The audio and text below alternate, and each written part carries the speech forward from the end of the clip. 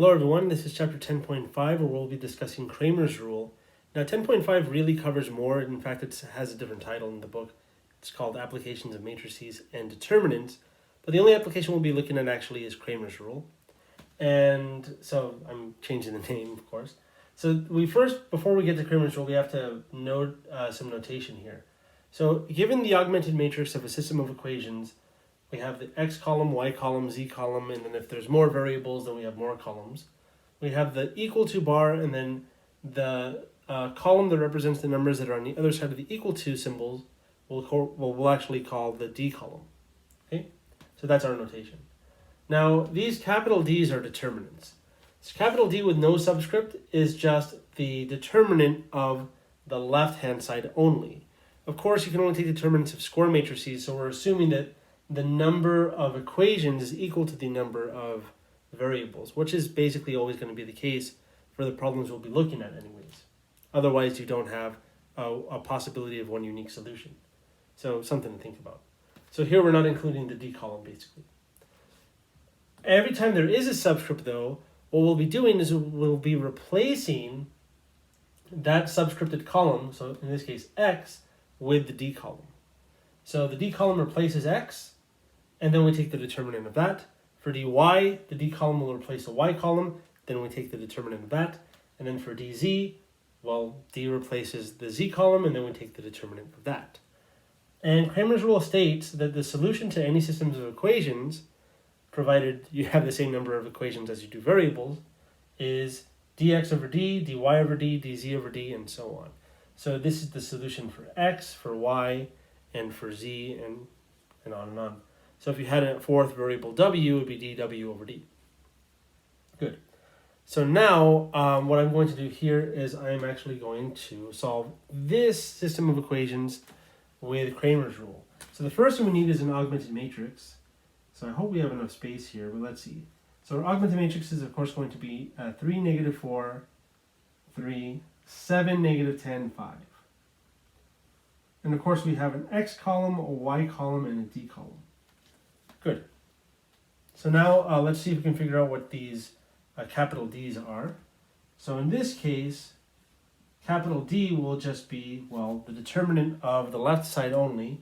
So that's going to be 3, negative 4, 7, negative 10. So when we take the determinant of this, 3 times negative 10 is negative 30, minus 4 times 7, I guess negative 4 times 7 is negative 28. So that's going to amount to negative 2 actually, because it's, well, negative 30 plus 28 because of the double negative. And now for dx.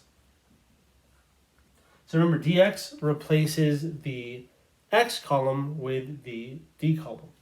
So this is going to be 3, 5 for the x column, and then the y column stays negative 4, negative 10.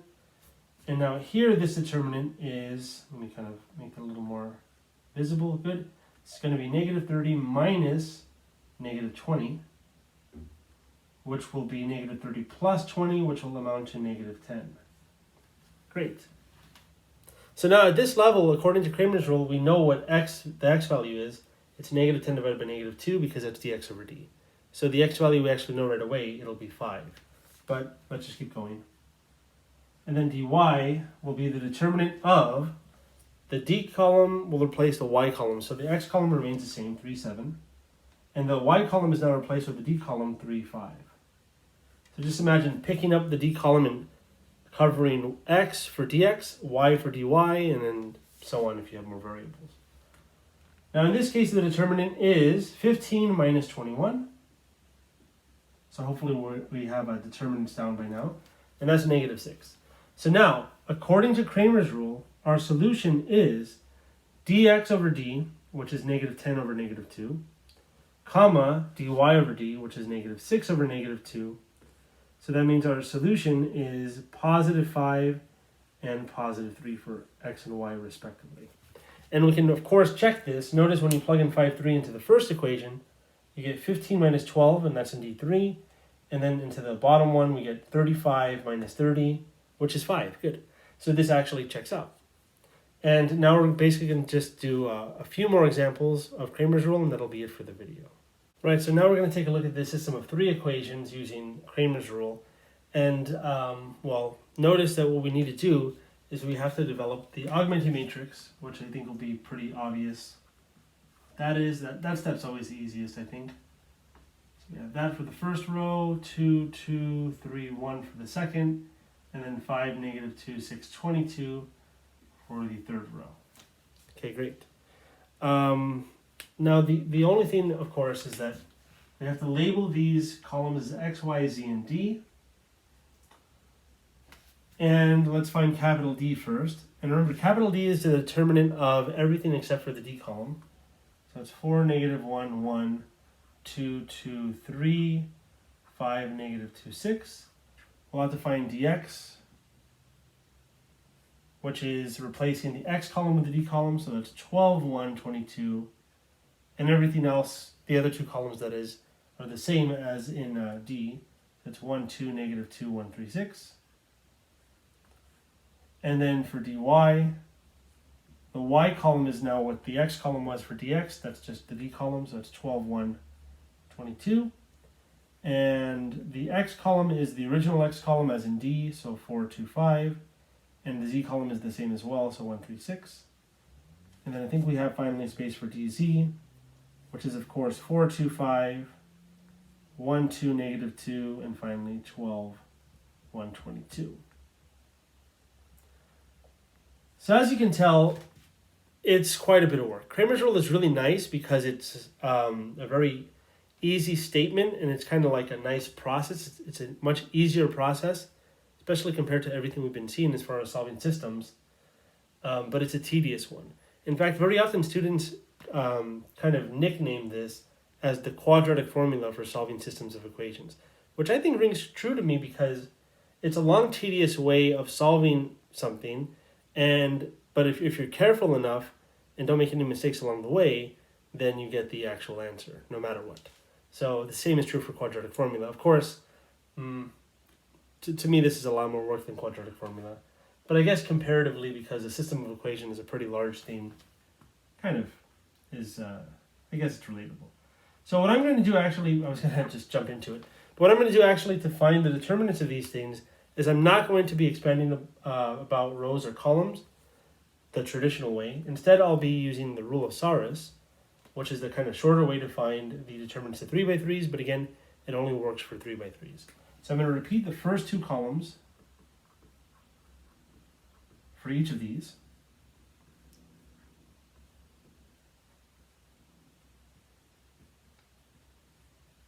And then 4, 2, 5, 1, 2, negative 2, good.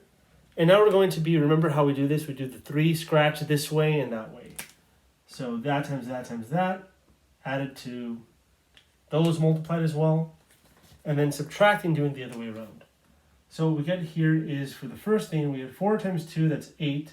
8 times 6 is 48. Plus, well, I guess it's minus because that's a negative 15. And then that's also a negative, that's negative 4. And then plus the other way around. Hopefully these numbers don't get too large and I don't have to refer to it in my calculator. Maybe I can just stick to do it in my head, but let's see. So we get 10 here. Negative, let's see, that's 6 times 4, 24. That's negative as well, that's 12. Okay, so you can see how there's a lot of room for error. So just be careful along the way. So we have 48 minus, that's 19. 48 minus 19 is 29, I want to say. Yeah, it checks out. I put plus, but this should be minus. See? So many possibilities for error. So let's see, that's going to be negative 36. 10 minus 36 is negative 26. And then that's really positive. So when you add these, we get 55. Great. So D is 55. So let me underline. I was going to circle it, but let me underline that. Okay, so now let's see if we can go on to this one. That times that times that. And yikes, the numbers get large pretty quickly here. How do I want to do this? Well, I know 6 times 12 is 72, and double 72 is 144. So it's going to be 144 plus 3 times 22 is 66, plus, I guess it's a minus for the last one, because there's a negative here. That's 2. Okay. So now minus, multiplying the other way around, that times that times that, that times that times that, and that times that times that. So we get 22 times 2, that's 44. Minus, because there's a negative, 2 times 3 is 6, 6 times 12 is 72, so it's a negative 72, and then plus 6. Okay, that's kind of nice. Let's see if we can do this bit by bit. So, well, I know 140 plus 60 is 200, but then you have 6 and 4, which add to 10, so that's 210. Minus 2 is 208. Minus, let's see, let's do the positives first. So it's going to be 50. 50 minus 72 is negative 22. There's a double negative, so we add those. And adding those, we get, what's that, 230? I'm getting 230. Okay. Hang on, let me just check real quick to make sure we're in good shape. So it's 40, 50, I think that's okay. Something still kind of seems funny to me, but I'm just going to keep going. I don't think we have any big mistakes here. I'm just kind of seeing ahead. So for x, well, that would be dx over d. And 230 can't really divide evenly into 55. So that means we'll have fraction solutions, which I still feel kind of icky about. Of course, if this was 220, well, notice 55 times 2 is 110, and that doubled is 220. So if this is 220, it would be divisible by 55 straight up. Now, at this point, I'm just kind of going with my gut feeling that there probably aren't fraction solutions here. There may be, though, you know, we can't really just tell. So I probably made a mistake if that's the case. Otherwise, here's what I'm going to do. I'm going to keep going through this. And if we see that the next two answers divide evenly by 55, then I'll have to go back and check. But anyways, let's just keep going. I'm just kind of talking out loud. So now here we're going to get 24. That's going to be, what's that, 60 times 3, so that's 180. So it's 24 for the first one. Let's see, so that's 12 times 5 is 60. 60 times 3 is 180. And then plus 44. Minus the other way around. So it's that times that times that. Good. Just want to make sure I have things lined up correctly. Great. I see a mistake. I see an error. What's the error? So I see here for the D column, or for the Y column, it was negative 1, 2, negative 2, but I wrote negative 1, 2, negative 2 here, but here I wrote 1, 2, negative 2. So there was a mistake. So we'll fix this one in a second. That didn't affect this one, but it would have affected this one. And here as well, negative 1. Whew. Nice. But you see the recognition that I can tell right away going through the process that we would get a fraction. It doesn't really set well with me. So now let's fix this a little bit. So the only time negative 1 affected this was when we had that 66. That 66, now should it be a negative 66? Okay, so that changes things up a bit. So now what's 144? 144 minus 66. Well, 140 minus, let me see. I guess we could do 144 minus 64, and then minus another 2. So 144 minus 64 is the same as 140 minus 60, which is 80. And then minus 2 would be 78. Minus 2 would be 76. And 76 plus this, that's 98. That's still not adding up, though. Oh, but you know what? This would have been negative as well, so that would affect the 6. That would make this 6 negative. It's all coming together now. So now that means this would be, let's see, now that changes things a lot.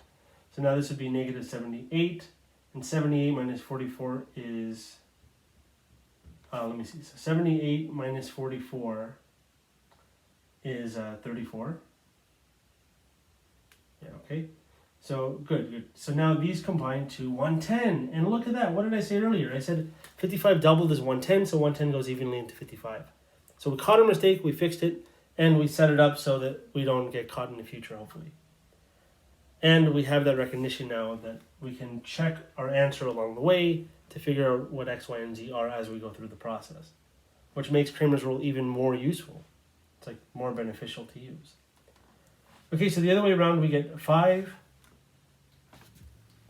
plus, okay, so we can take it one at a time here, but I got, well, I guess, yeah, so 22 times 3, that's 66. 66 times 4. Well, 60 times 4 is 240, and 6 times 4 is 24, so those combine to 264.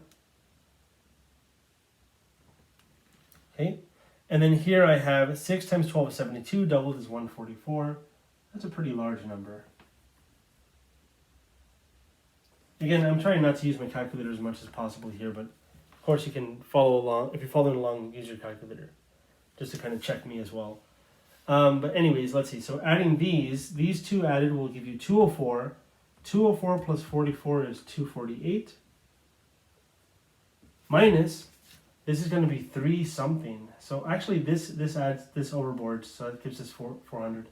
So 260 plus 140, that's 400. 4 plus 4 is 8, so it's 208.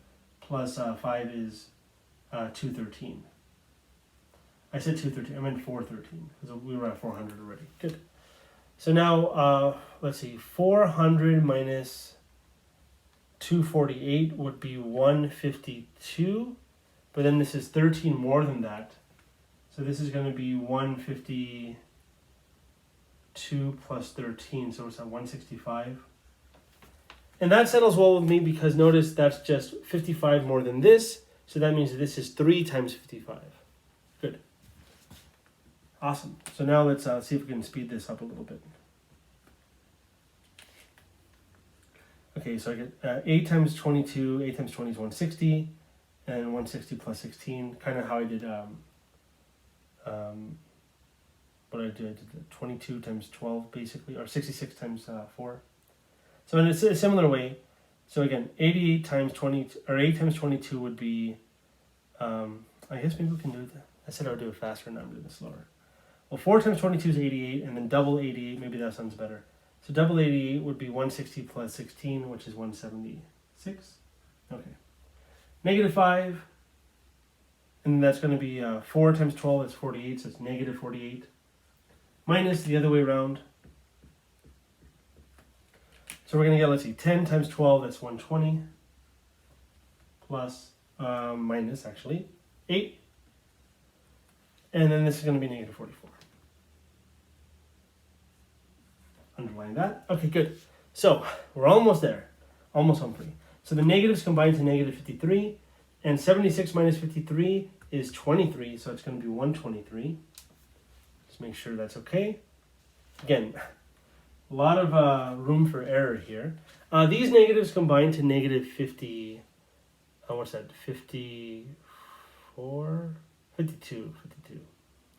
So 120 minus 52.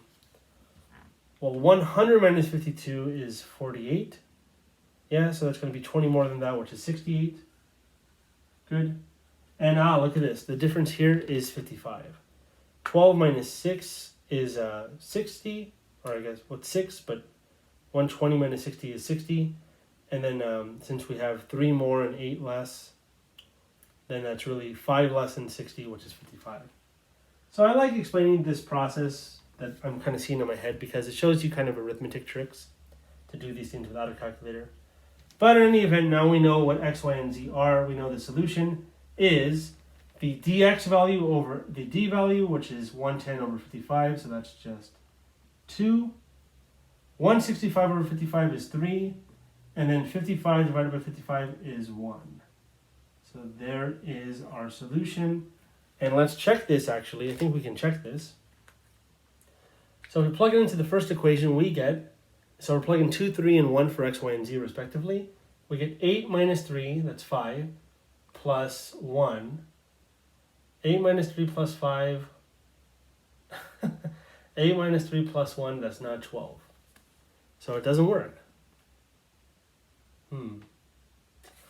It's funny, we got a solution, but something went wrong somewhere.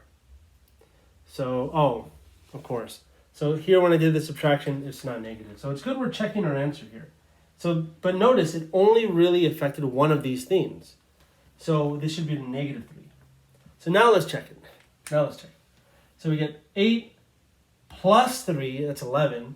And then 11 plus 1 is going to be 12. Notice plus because negative y, but negative 3, the double negative is positive 3.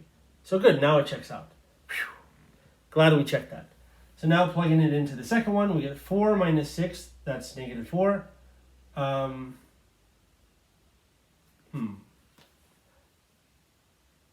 Let me see that again. So I get 4 minus 6, that's negative 2, negative 4. Just spent out of doing all this by hand. But that's fine. So 4 minus 6 is negative 2, plus 3 is 1. That works. Here we get 10 plus 6, that's 11. And then that's 6. Keep saying this wrong. So this is 10 plus 6, that's 16. Plus 6 is 22. Sorry for misspeaking. Obviously I'm doing all this like kind of live, so to speak, just so I don't edit too much. But anyways, there it is. We have a solution to this. I said I would do a few more examples, but I'm not going to. This is the last one we're going to do for this video. I was going to do one for 4 equations with 4 variables. But you can already see why this process gets kind of like longer the more you have, basically. So yeah, it's a neat process. It's a simple process to follow. But in practice, it's long and tedious, and there are a lot of errors you can make. So have your calculator by your side to check each error. I mean, it's a little forgiving in the sense that, you know, it has some flexibility to it where you can check as you go along, and it's not like one little mistake will affect everything in line. You can kind of fix it up like I showed here. So I'm glad I left those errors in so we can see how the process in practice would be.